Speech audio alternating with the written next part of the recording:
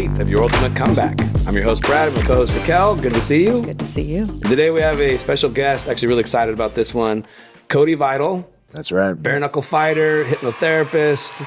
The applause. Yes. I love it. Yay. Yeah. We're going to get into some good stuff with this. So thank you for coming. Thank you for being here with us. Yeah. Thank you for having me here. Appreciate y'all. Yeah. And the nickname for me as a fighter is Cody the Knuckle Maniac Vidal. We could talk about that later. Well, all you got to do is look at your knuckles and see what. I know. That's Would not want those on my face. no. Or any part of your body for that matter, 100%. right? They feel good when you're massaging. Okay. I believe that. You don't have to bend over, you know. Huh? You don't have to bend over. Oh, you said bend over after a massage, and I was like, what? You got a little worried. Like, what path is this podcast taking? You were a little concerned. You might have been at the wrong Well, place. I'm actually originally a vocalist, so I sang in bands and whatnot. Oh, you Like, did? right in my face. Oh, got it. Okay. That's awesome. Wow, what haven't you done? Ran for office. Okay. All right. This is fair. Might be an upgrade. I know. Yeah, seriously. So, Cody, tell us a little bit about yourself. Just got a little background on who you are, and then we'll get into some nitty gritty stuff after that. Cody Vidal's the name, but I would say excellence is the game. I like that. I want to be as good of a person as I can be, good of a worker or employee, but I'm Christian. I don't like labels. I don't like religion, but I'm a follower of Christ. I'm a father. Mm-hmm. I'm a lover. And I'm a fighter, and I'm a winner. A lot of people talk about fighting, and your language, how you speak to yourself, how you communicate to yourself, is how you communicate to others, but also how you communicate to reality. And people will tell you all the time, like, oh, that's not realistic. This is more realistic. But truthfully, everything that you do, everything that you create begins in your mind as thoughts. So it's the fantasy up here that actually translates into the reality, and then they harmonize. Interesting. Yeah. So tell us how you became a bare knuckle fighter. That one you don't hear a lot. And it is absolute brutality. I've watched some of your videos. Yeah. So without exhausting your eardrums and your mental processing, I had been a mixed martial artist. I was an amateur MMA champion. Had a lot of injuries, a break in my back, a torn ACL, a fractured wrist, a pinched nerve. Those are the main injuries. And that was all from football from high school. Oh, dang. So I'd be like, oh, fighting's terrible. It's like, no, fighting's easy. Running on a field with 21 other people, all different sizes, all different speeds colliding at random, that's dangerous. Yeah. And so, having those injuries and the wear and tear and the constant wrestling and grappling, it was just like, you mentioned not bending over, like every day I'm like walking around really slowly. I'm in my 20s and I'm like, haha, yeah, have a good day. And it's like a handshake hurts. Yeah. So grappling and wrestling just beats you up. And after going 1-2 in my professional career, my last 2 fights were losses, but they were losses to knee injuries. My knee just continuously would tear or give out in the fight, and the referee would stop it. But I was winning those fights, or at least doing really well. And so I thought after a year layoff, after a year of recovery on my knee, when I had reconstructive surgery, it's like, do I want to tear that again? No. Mm-hmm. So that's when I was like, okay, let's do striking. And then I had surgery on my wrist, removed the pinched nerve, removed the bone that was on the pinched nerve, and now I could actually punch now. So yeah, I fought my amateur MMA career with one hand, really. Wow. One leg, really. And now I have 2 working hands. And I don't know if the camera can see this, but there's a large incision there, and it removed my scaphoid, which unionizes your forearm to your hand, your wrist to your hand. That right there was removed to remove the nerve, the radial nerve, which is pinched and going all up into my neck. Wow. So They actually removed the nerve. they removed the bone. Oh, it was pinching the the nerve. nerve. Okay, Yeah. gotcha. I was like, damn. Yeah, so once that happened, I was like, this works. And then I was already really interested in the bare knuckle fighting. And I was bothering the matchmaker a lot for like 2 years, and he finally gave me a fight. And I was actually I manifested this. I said I was going to be the first bare knuckle fighter in California history to fight sanction in California. And it just so happened 3 weeks before this event in Los Angeles, he messaged me, says, I have a fight for you. And then I saw the fight card, and I was the first fight on the fight card, and I was the first person to walk to the ring. Wow. Wow. So manifestation. Yeah. No, it works. It definitely does. Yeah. That is incredible. Yeah. So give the listeners a little idea of what bare knuckle fighting looks like, Yeah. what the experience is. I know most people have never seen it, never heard of it. As the name implies, I assume, right? There's Yeah. nothing covering your hands. Well, I'll explain it, but go on Instagram, knuckle.maniac, knuckle.maniac, Okay. and watch me. But you start off in the ring, right? There's what's called the scratch. So there's this little rectangle that's designed in the middle of the ring, and your toe goes on one side and the opponent's toe goes on the other side, and you're right in front of each other in punching distance. The referee goes, you ready? You ready? Knuckle up! Oh. And it's just war. Wow. Straight war. Wow. Wow. I'm afraid to watch, actually. It's crazy. And a lot of people, they'll fight like maniacs. I actually fight very intelligent, which is funny because of the wordplay maniac. But I fight very intelligent, and people might not think it's intelligent because I get hit a lot, but I can see every punch that's coming the way my defense is. And so, yes, I am getting hit a lot, but I'm not getting hit on the chin. I'm not getting hit in the temple. I'm not getting hit in the back of the head. Well, okay, I get hit in the back of the head sometimes. But it's my spirituality, then my mentality, then my physicality, which is why I'm so far ahead of everybody else. And if you watch my fights, you see how calm I am. And that calmness is what creates this level of certainty. And this level of certainty I have is what creates the calmness stronger. What makes it stronger. And so I was always a hyper person. My whole life I was very, very hyper. And when I started doing the hypnosis and doing the prayer, the meditations, the breath work, the visualizations, I just knew who I was, and I knew what I was capable of, and I knew what I was going to do before I did it. And anything you do, by the way, you rehearse it in your mind before you do it. Sure. Okay. So you knew you were going to get dressed up today, Raquel. So you did that in your mind. And what happens is when you do it in your mind first, now it tells your mind and your body, because you're not your brain. Your brain is a flesh computer. So when you are rehearsing in your mind what you're going to do the next day or that day, and then your body is accustomed to it because you've done it over and over again, it makes it easier. It makes it routine. Yeah. So like fighting is kill or be killed to the mind. So the mind activates the fight or flight systems. But if you can stay calm and tell your body, no, this is easy. Your body doesn't react that way. Therefore, the body doesn't get tired. And therefore, the pain that's coming your way is not that bad. You're not afraid of it. And therefore, you operate in a much more intelligent and a much more efficient way. And that is how you win. That's how I win. Wow. Tell us a little about this last fight you were telling us about before we started the cameras rolling. November 15th, the day before my son's birthday. My son was at the fight in the crowd. And, I already said to myself, all right, I already won this fight, but why did I win this fight? I won this fight for my son. And this is before, obviously, I actually physically won it. But it was in Palm Desert. It was in front of, it was in an arena called the Acrisure Arena, I think it's called. And it's in front of 11,000 people, up to 11,000 people. And it was against David Simpson. Good job, Dave. David Simpson was, 5-3 at that point. I think he only been finished one time. And he got up at the count of 10 when he was quote unquote knocked out before. And he's a very tough, very big, very strong person. And we fought. I went out there. Interestingly enough, that knee injury that I tell you about, the MCL never really healed, and there's articular cartilage that was removed inside the knee. A lot of the meniscus is gone. So there's a lot of grinding and popping that happens in there, and dislocation a lot of the times.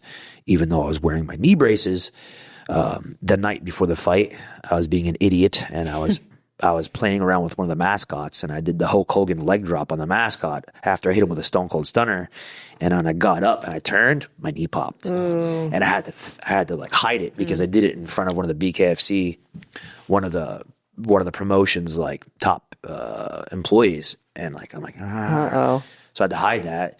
And then when I walked to the ring to fight, I came out like I do like a Hulk Hogan shtick, you know, for the Hulkamaniac, Knuckle Maniac. Right. And I did the Hulk Hogan stomp with the ear. Yeah. And when I did that, my knee blew out Oh, no. as I was entering the ring. No. Yeah. So you see me get real serious. I get real angry, and I'm like telling myself, "You're an idiot." You know? I get in there. I get in the ring, and I'm like real serious, and like I actually needed that to zone in. Walk over, give handshakes, hug my opponent beforehand, go back to the corner, and I look in the camera like I always do, and I say Christ Yeshua into the camera because I have the whole world looking at me. What can I say? Yeah. I can say Christ Yeshua, you know? And so the fight begins. I feint, meaning I fake a punch, and I hit him with a right uppercut. He goes down immediately, first punch. Wow. And then he gets up, and I'm like, I'm ready to go back in for the kill. And I go in. I deflect his punches exactly how I plan to deflect him, and I came up with a right hand, crack him. He doesn't really budge this time. And then I roll my head under, I cover up, and then instead of me staying long range, I went short range. I got close to him, and he cracked me with a right uppercut, which he wouldn't have if I just pinched my elbows together like I normally do. And because I didn't pinch my elbows together like I normally do, the uppercut came in, hit me in the eye. First punch he hit me with, he shut my eye off. So the whole fight was like this. Oh, dear. So I was getting battered. I was being bludgeoned the entire time. It was intense. But in the fifth round, something I think divine happened to me in the corner, and I just went out there, and I remember just thinking to myself, I'm knocking him out, and I just knocked him out. Wow. Like pretty easily. And that was after being beat up by him for 4 rounds. Wow. And the rounds last the same amount of time as a boxing They're match? 2-minute rounds. Okay. Because they want you to fight as intense as possible. Okay. Wow. You got to watch some of the clips. I'm scared. It's crazy. It's like fighting at a whole nother level. I bet. I look like Sloth from the Goonies in the fight. Oh, boy. That's bad. Yeah. This was out the ear. Oh, wow. And what makes one want to be a fighter? And especially this type of fighter? For me, Yes. if I was to analyze myself, psychoanalyze myself, I could do with my eyes open or close my eyes and talk to my subconscious mind. The subconscious mind, why do I like being a bare knuckle fighter?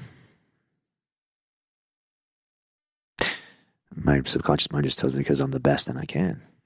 Yeah, but you didn't know you were the best until you began. So, I mean, what made you, what was the impetus? Well, that's the trick. I did. Oh, No, you I was did. the best. Okay. So in your mind, you thought, I'm going to be good at this no matter what. And I'm going to show you right now. I'm going to manifest this. Yeah. It was from, okay, so let's be realistic. Let's look into like all the street fights I had. Okay, I don't right. even call them street fights because Yeah. I'm a very little person. They don't always happen in the streets. Right. Got it. Yeah. Real fights. We'll call them real fights or pure fights. I had a lot. I fought over 30 people and I won every single time. And it was never even close. And when I say real fights, I mean fights that were provoked, not sport. And then in sport fighting, the only fights that I've ever even lost, I was never knocked unconscious. I was never surrendered. I never tapped out. It was, either due to a technicality like an injury or it was a decision because I wasn't prepared enough and the fight ended. And then the judges tallied the score. It was, this guy got more takedowns, but I did more damage, So it was like nobody's ever actually stopped me. And it's like, knowing that about myself, it's like, well, how extreme can I be? Bare knuckle, Yeah. BKFC. Yeah.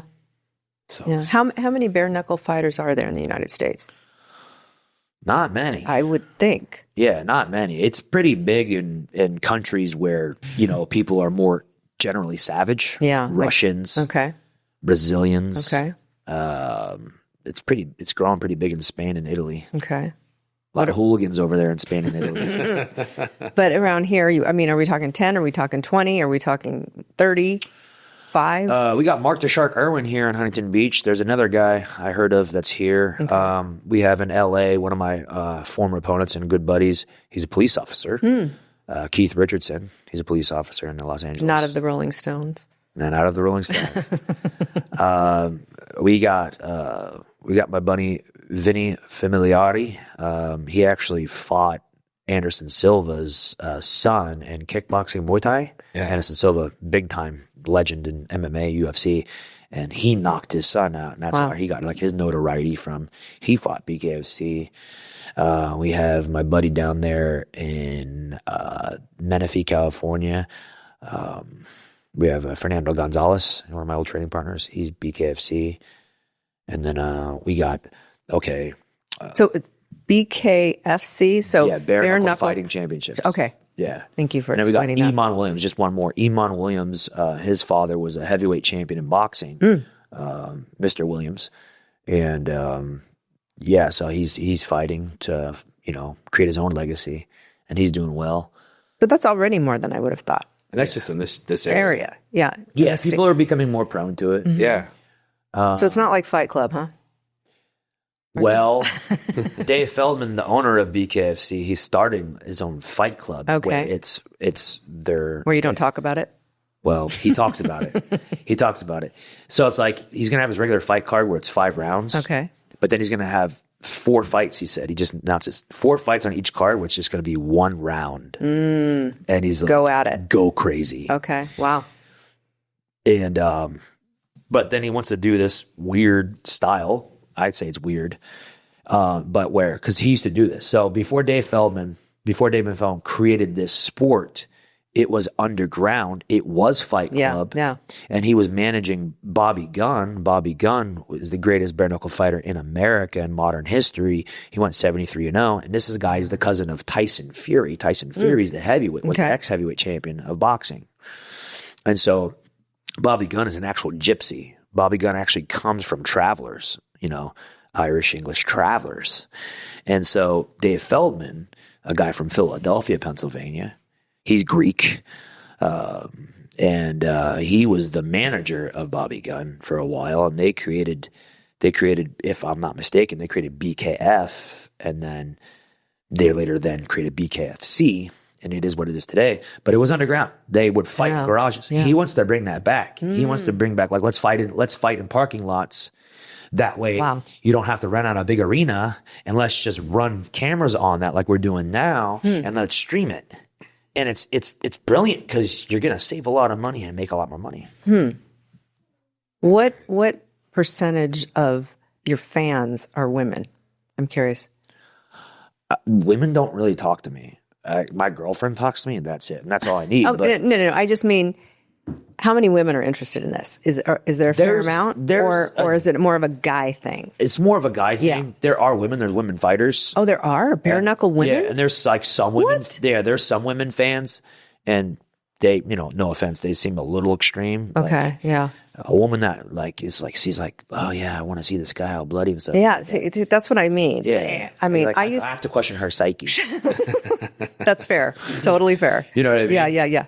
It's really barbaric. Yeah. Yeah. But my girlfriend's one of the most angelic people you ever meet in your life. She's amazing. And I'm sure she comes and supports you. And she's like, she saw me go through that, and she was like, wow, I respect you and love you way more. Okay. Yeah. All right.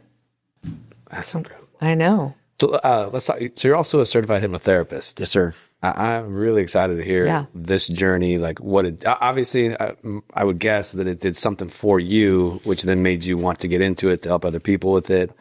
What did hypnotherapist do for you? Hypnotherapy, fighting, and my faith are all connected. So it's like, long story short, I prayed when I was living in Pennsylvania, first time in a long time. My prayers were immediately answered. Okay. Came to California because of that prayer. Lived for 5 years here, paycheck to paycheck. Tore my MCL, broke my tibia in Bellator fighting championships on national TV when I was winning the fight on the feet. And then I was lost because I'm 30 years old at the time, and I'm only making $70,000 a year. I was married to his mother, my son's mother. I had a stepdaughter, and so I had 3 other mouths to feed. And I was only making $70,000 a year. And I had no direction, no guidance, no family out here at all, no credit. And it's like, what am I doing? I was working for Moon Valley Nurseries at the time. Les Oh, Blake. I know exactly where that is. Yeah, Les Blake used to own it. He's the creator of it. He's my friend. He sold it for a large chunk of money, very large chunk of money, and he actually bet on my last fight and won. So wow, yeah. Anyway, Les hired me, and that helped change my life. So I started making money there. But I had a friend who's fighting today, actually, really soon. So yeah, he should be fighting here in like a half hour, or the event starts in a half hour. Sam Alvey, he fought in the UFC. He was in the UFC when I was training with him at Dan Henderson's gym in Temecula. So I was living in Temecula, California, training at Dan Henderson's gym, UFC fighter, legend. I was training with also Sean Strickland, who won the UFC 185-pound championship. We train and spar a lot. But Sam, he's our 205-pound fighter. And Sam is now the karate combat champion of the world, heavyweight. And he's fighting a guy who's literally a giant tonight, probably like in a half hour, an hour. He's defending his championship. Sam, I was told to emulate. This is a really interesting story. I had a friend named Bruno Avinash Irde. Bruno Avinash Irde was an older Italian man, and he was a private chef. Who was he a private chef for? Well, you just said it, Rolling Stones. He was a private chef for the Rolling Stones, for the Beatles, Barbra Streisand, Rod Stewart.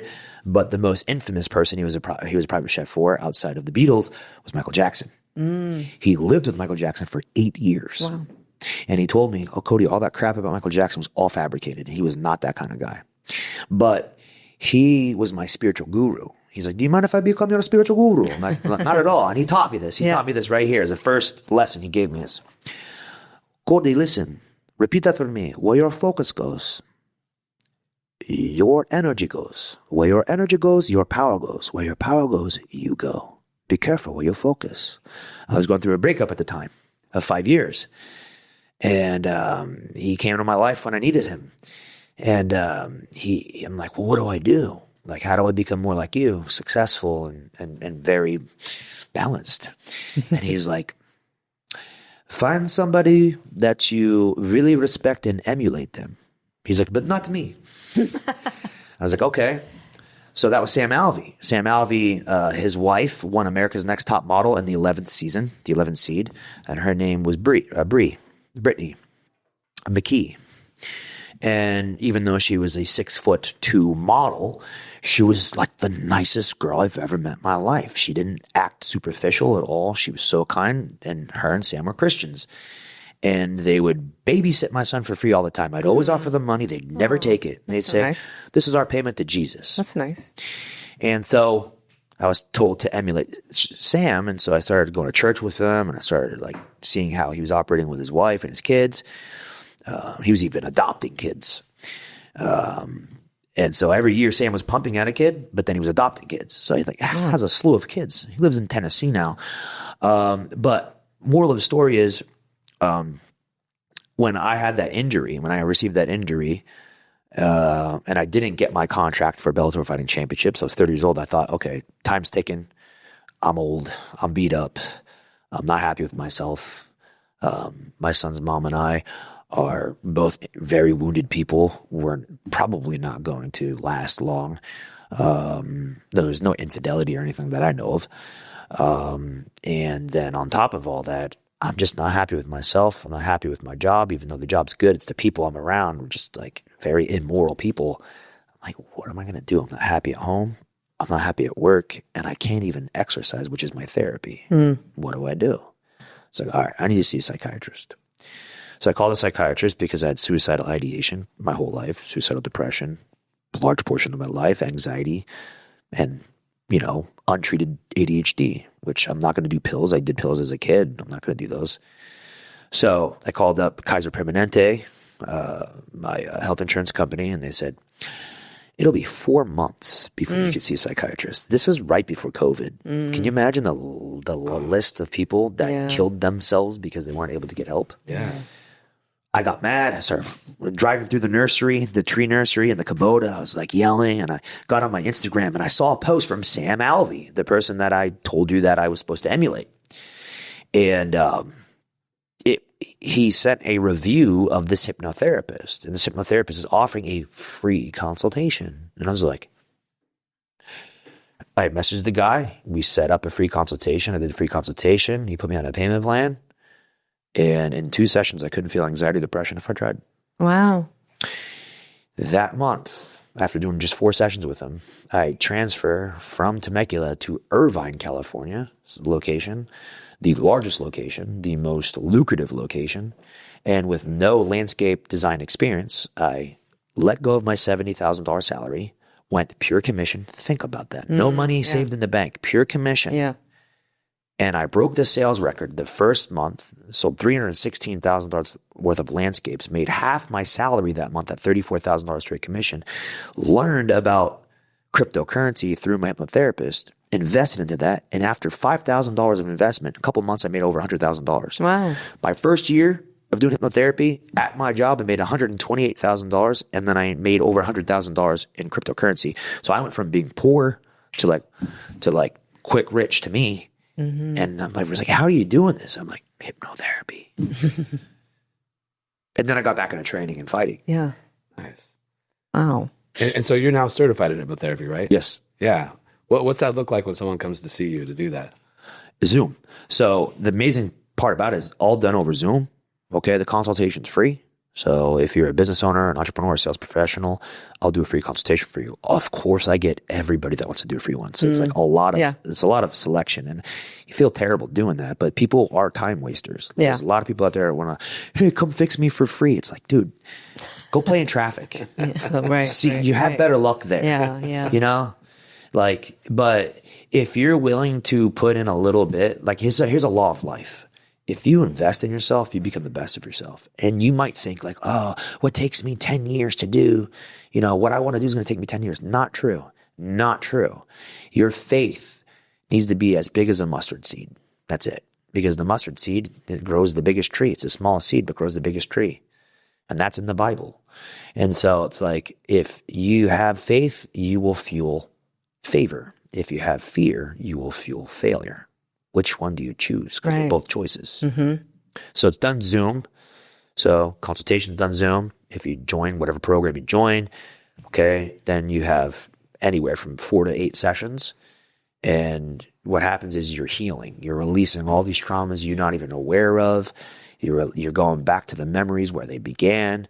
Maybe you're going back into your parents' memories. And that's the crazy part, is a lot of people are depressed or have anxiety because of their parents, not because of what their parents did to them, but because they're carrying it. Oh, sure. Generational trauma. Absolutely. Biblical.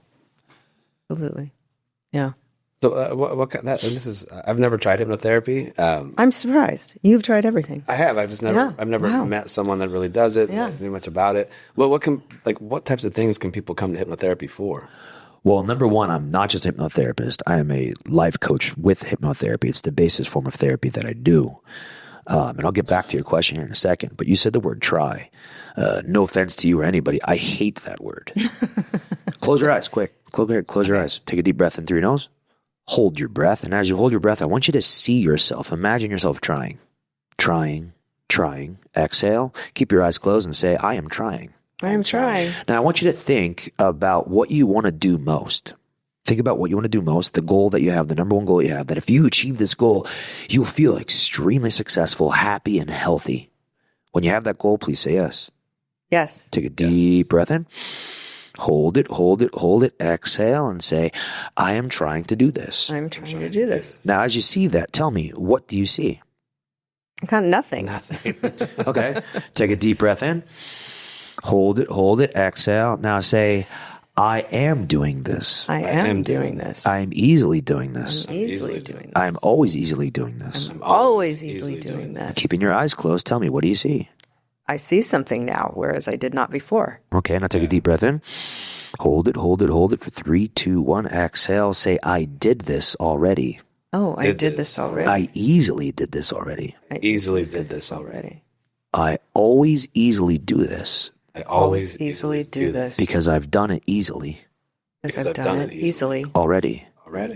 Now, as you see that image, take a deep breath in and just imagine how it feels doing what you've already done, doing what you wanted to do. How does that feel? Exhale. How does that feel? Cool. I like it. It's good, right? Yeah. Open your eyes. It takes 6 seconds for the average person to think of a thought, whether it's real or not, to produce an emotion. It takes 17 seconds of feeling that emotion to magnetize the same energy back to you. So what happens is when you are feeling an emotion, when you're generating this emotion, it creates a field that actually goes out, scientifically proven in many different countries, many different scientists, creates this field of energy that goes out and literally starts to pull, vacuum in what you want. Electromagnetism. Yeah. We are electromagnetic, and our brain is, but our heart is 4,000 times stronger in electromagnetism. Our heart is what feels. So we think up here, and then we feel here. Right. So your thoughts become emotions, and your emotions become actions, and your actions become results, creations, and attractions. I like it. That's not hypnotherapy. That's me having you tap into your subconscious mind to then do the hypnotherapy. Very cool. I love it.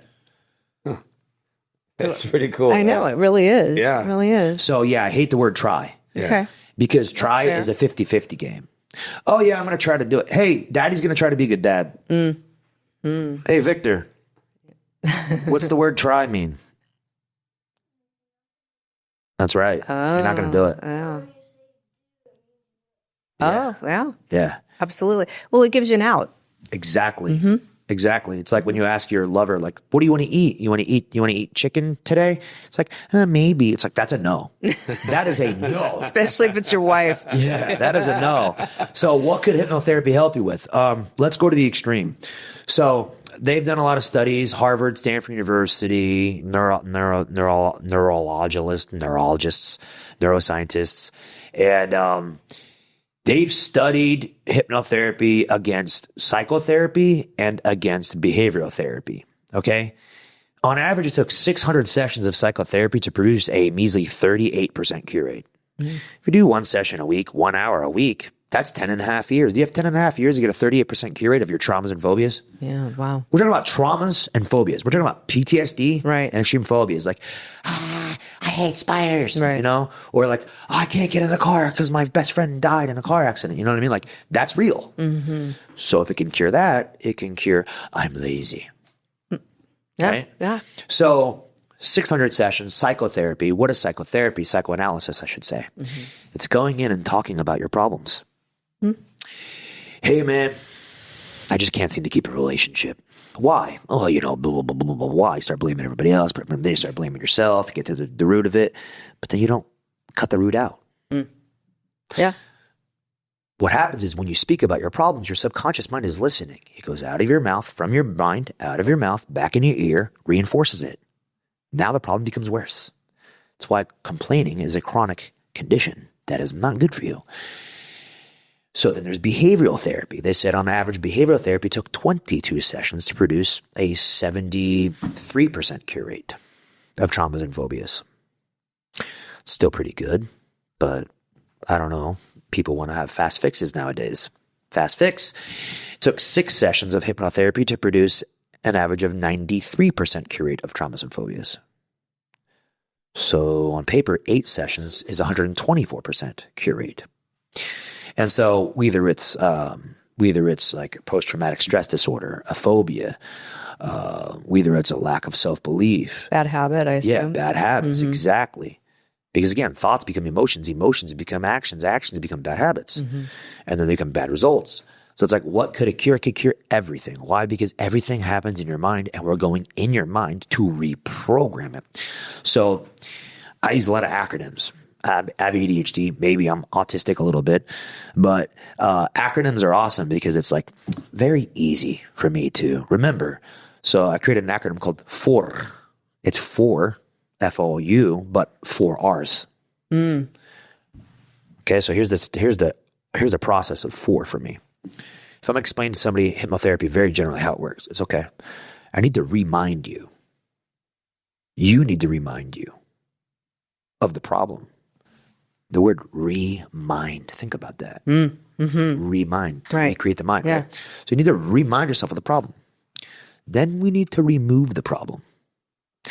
Once we remove the problem, now we need to reprogram that old program with something new, with something positive.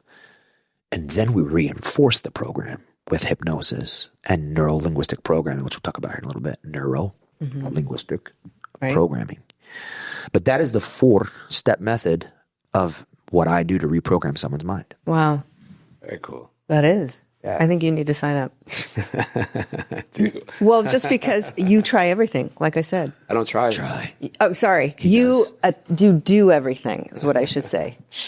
Yeah. Yeah, I like to experience what's out there. He does. He's very open to all these things. But no, I'm super intrigued.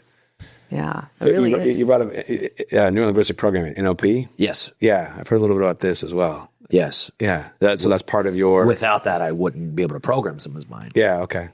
Hypnosis is like, okay, think about it. Okay. Hypnosis is like the shower. You go into the shower, now you're wet, now you're the water's helping cleanse you. Now the NLP is the soap. Gotcha. How long have you been doing it? I'm 37. I've been doing it since I was 30, so over 7 years. Okay, very cool. And you have some great success stories, I would assume. Plenty. I bet. Can't name people, but Netflix, I can't say who in Netflix, but they're high up there. And Netflix employees, NFL football players, UFC fighters. Wow. But the people I like to work with most are like established business owners or people that want to grow their business, but they're serious. You know, like they know, like, okay, I could buy a book. I could buy a personal trainer to help me with my health. You know, maybe I can get a relationship counselor, but none of that is going to work until my brain is in its best mindset. Absolutely. Absolutely. I believe that 100%. Yeah. We've seen that. We've seen that. Seen that experience. Yeah, right. No, but I mean, yes, for sure. Yeah. Well, give us a success story without naming anybody. Okay. So this individual, he was basically betrayed in his side business because he works for a large company. Hint, hint. He worked for a large company and he was betrayed in his side business. The person left that he was working with and told him, "You'll never make it without me." And he was selling artificial intelligence. Okay. This was years ago, before this big AI boom that we're experiencing now.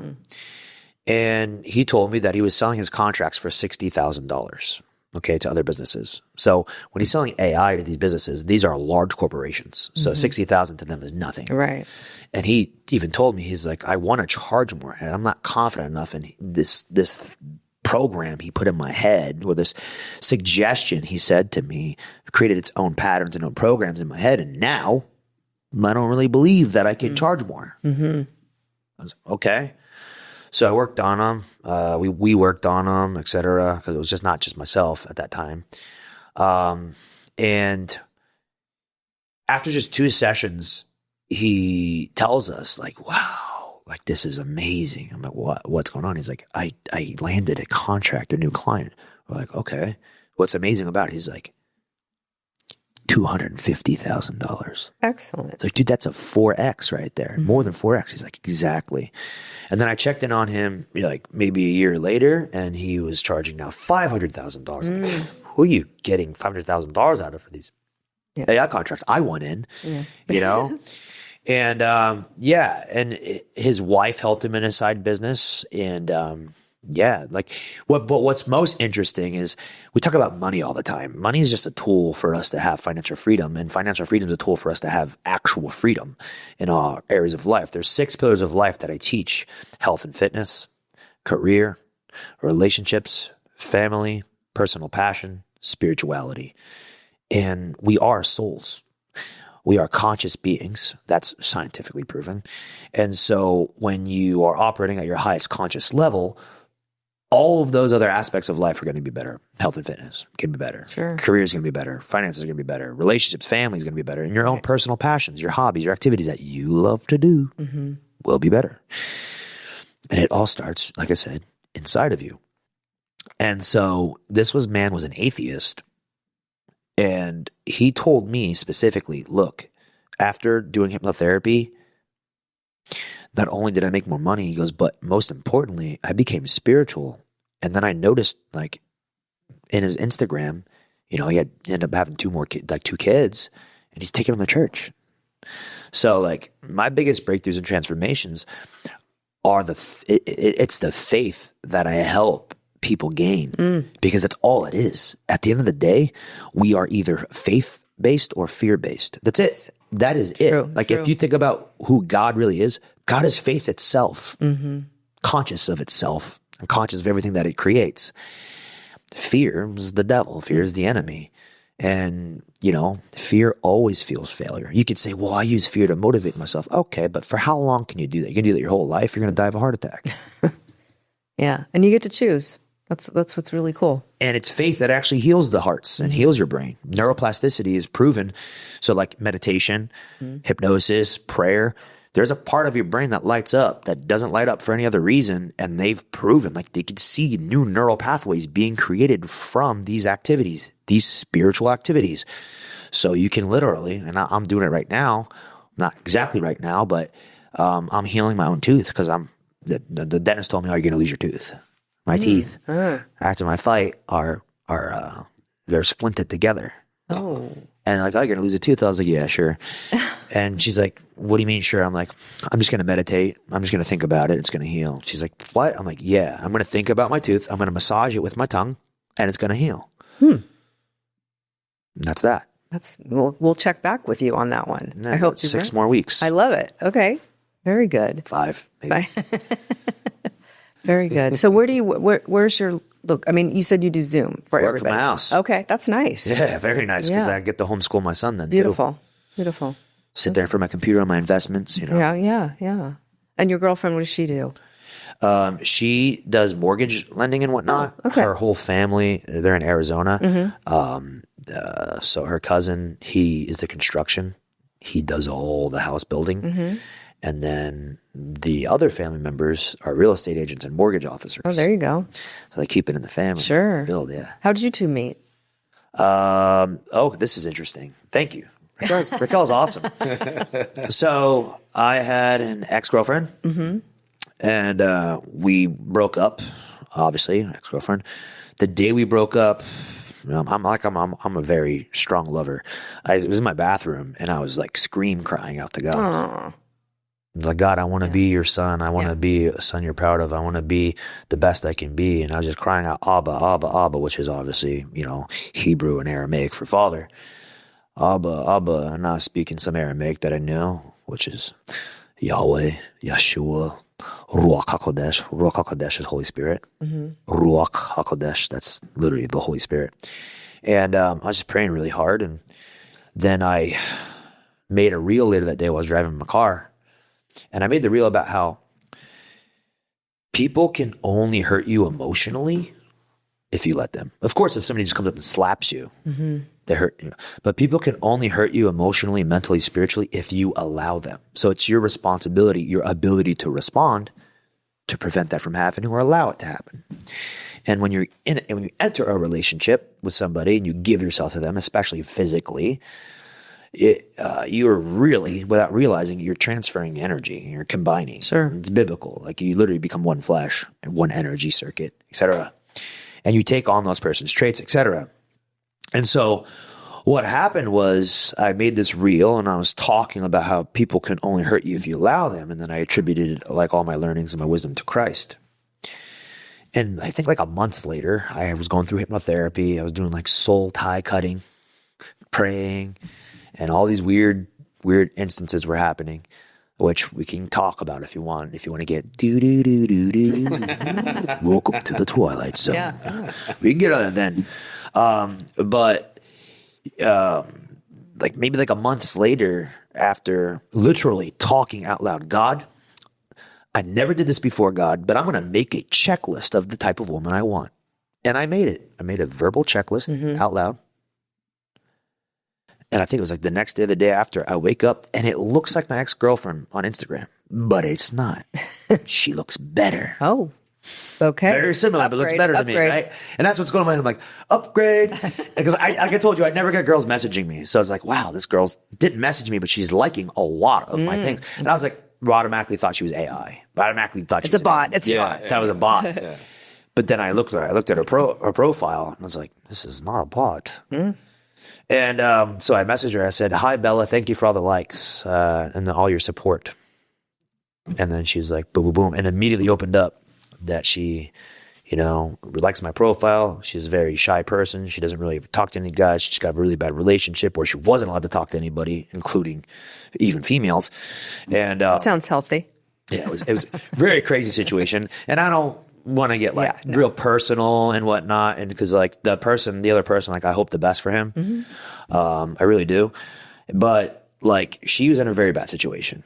And she told me that she was just in a 2.5-year relationship. And I was just like, I just left a 2.5-year relationship. And then she's like, I have a daughter. And I'm like, well, I have a son. And she's like, well, I was with my daughter's dad for 7 years. I was like, I was with my son's mother for 7 years. This is really weird. Wow. And then I started noticing all the boxes that were being checked. Just talking. From your list. Yeah. I was like, bing, bing, bing, bing, bing. And then I literally I was not flirtatious with her for the first 2 days. I was just being very professional because I was actively hiring at that time. And the first, we got on a Zoom, did a consultation, and the first thing she said is, she's like, I don't have any money to do this. I'm in a bad situation. I was like, don't worry about it. She's like, what do you mean? I'm just don't ask questions. Let's just do the consultation. So I had in my mind, I wanted to potentially hire her. But again, I wasn't flirting with her. There was nothing, there was no connection there.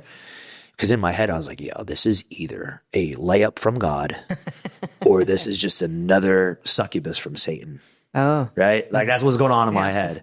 No in between. Yeah. And then with the ex-boyfriend, literally 10 minutes after I talked to her, the ex-boyfriend calls me. I was in her Instagram, found what she was saying to me, which was nothing bad, but got my number. Wow. Yeah. This is the stalker. This is the stalking he was doing. This is why he's in trouble. Yeah. And one of the reasons. And it got really crazy. And I was like, wow, okay, I don't think God would send me something gift wrap in agony. So I backed off of her, and she's very politely told me in a text message, hey, I comprehend what's going on. I get it. It was really nice knowing you. I really like the hypnotherapy you did on me, and it would be great to work for you, but I get it. And I just was like, what if the devil's trying to stall me here? What if I'm being tested? I was like, all right. I was like, no, let's continue. Let's continue talking. Let's continue hypnotherapy. I want you to work for me. And I did another session on her, and she comes out of the session, and she's just like, look at me. And I remember what? She's like, look at me. And I'm like, okay. I look at her through the camera, and she's like, I love you. Oh. And I'm like, all right, she's crazy.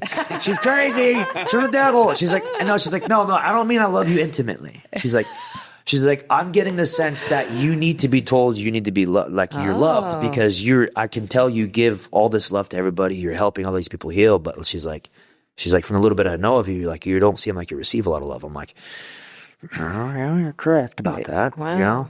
And, we've been together for, I think, about 6 months, going on 6 months. And she checked off all the boxes. Nice. And she's just a very good person. I really appreciate her. She is my best friend outside of my son. That's awesome. So thank you, God, for that layup. Yeah, it's beautiful. Love that. I love you have that relationship with your son. It reminds me a lot of my relationship with my son. You want to get him on here? Is he glad to be on here? Sure. Get over here, Vic. Put the phone down. Yeah. No, special guest don't star. go that way. Go the other way. All kinds of stuff. Gotcha. Oh, yeah. Go the other way. No, don't move it. Don't move it. Let him be a little man and work hard for his destination. The camera's right there, Bubs. Yeah. Say your name. I'm Victor. Who are you, though? I'm good. Why are you good? Because God told me to be. That's right. Notice how when I asked him who he was, he didn't say a name. Yeah. It's a problem with the world. The world's like, when their kid turns 4 years old, it's like, What are you gonna be, Victor, when you grow up? Yeah. it's like, I'm not going to grow up for 20 years. And it's not what we do that makes us who we are. It's who we are that dictates what we do. And that's the difference. The world is teaching us to be a what and not to be a who. I teach him to be a who. And if you ever ask yourself, how am I going to do this? Don't worry about how you're going to do it. Because here's the truth.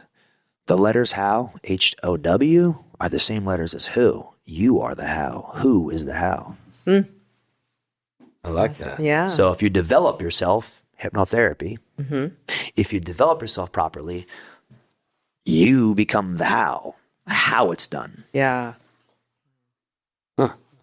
Good. A lot of stuff. I know. A I was lot not of expecting stuff. all this No, today. I know. Bare knuckle fighting. We got some hypnosis. We got, wow. Amazing. Flex for the camera. Can we see those muscles? So That's beautiful. Yes, sir. Yes, sir. yeah. When he goes to sleep, I'd be like, your biceps are growing. Your biceps are growing. That's awesome.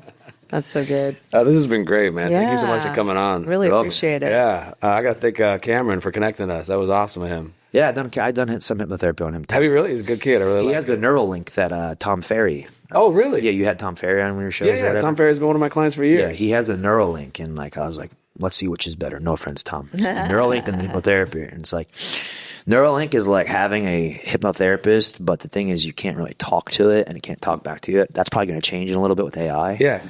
But that's pretty awesome. Tom was just telling me about Neuralink yesterday. I didn't know what it was. That's funny. Yeah, I listened to it. It's pretty cool. Yeah. I like it a lot. That's very cool. Love it. Well, yeah, man. Any last things you want to share with our listeners before we wrap this up? Any questions you have? Any other about- questions? Gosh, I feel like we've been through it all. Yeah, it was Yeah, awesome. This has been pretty crazy. Yeah. You've been very interesting. Yeah. Thank you for enlightening. Yeah. Well, if anyone's interested, Yeah, definitely. my website is Vital, V as in Victor, I, D as in David, AL, so Vidal, Vital, visions.com, vitalvisions.com. If you're serious about investing in yourself to become the best version of yourself, do a free consultation with me. It's all done via Zoom. So, I'm not taking over your mind. I'm not asking you your dirty secrets. Give me your social security number. I don't need to know your traumas to help you heal from them. That's the most amazing part. I just guide you there. That's awesome. And then you're not going to bark like a dog. Oh, unless you want to. Unless you want to. Woof, woof. So vitalvisions.com. Vitalvisions.com is where you could sign up for the free consultation.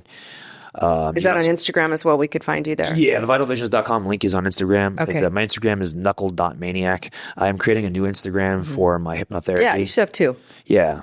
And I'm creating one right now, but it's differentiated because it's like people are like, yeah, I want to go and get hypnotherapy. Then you see that I'm getting punched in the face for living with no gloves on. I'm like, it's kind of Wait a kind of minute. different. Wait a damn minute. Yeah. But one of the reasons why I do the one of the reasons why I'm a bare knuckle fighter is because of hypnotherapy and vice versa. So it's like, there's a lot of people out there that are like, I'm a guru in this and I do this. Yeah. It's like, how do you apply what you teach? Well, I've been thinking about that the whole time because the environment you're going into in bare knuckle fighting, there's nothing, quote unquote, it'll create more of a fight or flight response. Yeah. So the ability you can walk into a ring of doing that and stay calm and stay strategic is unreal. Yes. Well, do you want to know the absolute truth to my fight training? Yeah. I don't physically train. Really? I'm At the all? best. I do a little bit, but I did not spar for the last fight, meaning I did not practice fighting for the last It's more fight. of a mental thing. Is what Mental, you're saying. spiritual, mental. Yeah. Okay. Wow. So, yeah, I mean, I went out there with injuries. I went out there with a knee injury. My eye was closed after the first punch, and I was able to take a beating for 4 rounds and then knock him out in the 5th round, like I said, with ease. And if you look at it, I don't celebrate. And ask me why I didn't celebrate when I won. Why didn't you celebrate? Because I knew I ordered one. That's why. Yes. Okay. But you can celebrate that. Yes, that was right. No? No. No need. No, there's no need. No. In fact, I go over and I console my opponent and I tell him I'm sorry, actually. Tell him I love him and I'm sorry. Are you friends with these guys? I become friends with them. Yeah. That's cool. Well, so this is good content. So right when we're done fighting, You go out to eat. send us, we walk back and we go into a small tent together. Oh, okay. And there's gurneys. And you lay down on the gurney, the tables. They check you over. Tables. And no, you get 9-inch nails in your face. Yeah, numb your face up. They start stitching you. They start assessing your broken teeth, broken wounds. bones, your knuckles. You know, they're checking everything, your visual. They're checking everything on you. And, you know, I can hear my opponent's agony, or I can hear my opponent, maybe they're crying, maybe they're hurt, maybe they're talking.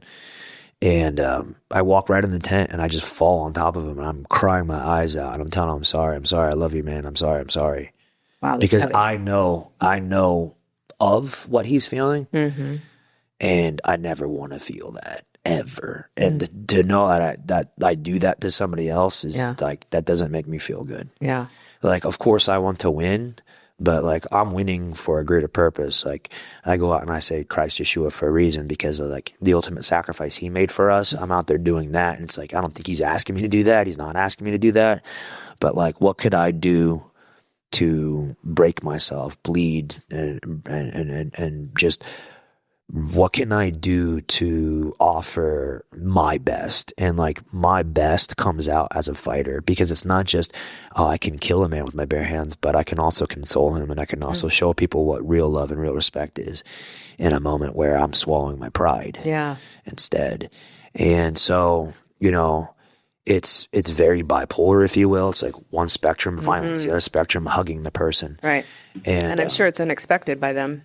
Yeah, but you know, they all need it because we're all fighters because of the fight trauma response we have. This is like, we're fighting because this is a trauma response we had since we were kids. It's the lifestyle that we developed. It's our survival instincts. Ooh. Heavy, huh? That is a perfect thing to stop. I know. Awesome. Again, thank you for being here. Thank you so much for coming. It was great to have you on. Yeah. So the readers, the listeners, hopefully they're not readers. The listeners can find you where you mentioned. That's awesome. Yeah, we tell you say your website one more time. Vitalvisions.com. With a D. Yeah. Vital Visions, Vidal Visions. We'll put that in the show notes. Yeah, for sure. Yeah. And then if you're interested in the fighting and you want to see what hypnotherapy does for a bare knuckle fighter, then knuckle.maniac. Okay. I'd have a lot of interesting content on that Instagram. Okay. And BKFC is the organization I fight for. I'm not just somebody that goes out there firing punches. You know, there's a method to the madness. And again, I'm not just a hypnotherapist, I'm not just a mentor, I'm not just a bare knuckle fighter. I'm a believer in Christ, and what I'm doing is I'm just combining everything together to show people that you can do whatever you want to do, but I want you to do what's best for you. I want you to do what's good. And I'll leave you with this. I have some quotes I make. I make a lot of quotes. But to live a dream of a life. To live a dream of a life. And then you wake up and you live it. And then lastly, it's also about dreams, is this. It's a question. Why break your back carrying someone else's dream when you can strengthen your back carrying your own dream? That's great. I love it. Well said. Yeah, thank you. Thank you so much. Thank you. Yes. God bless you both.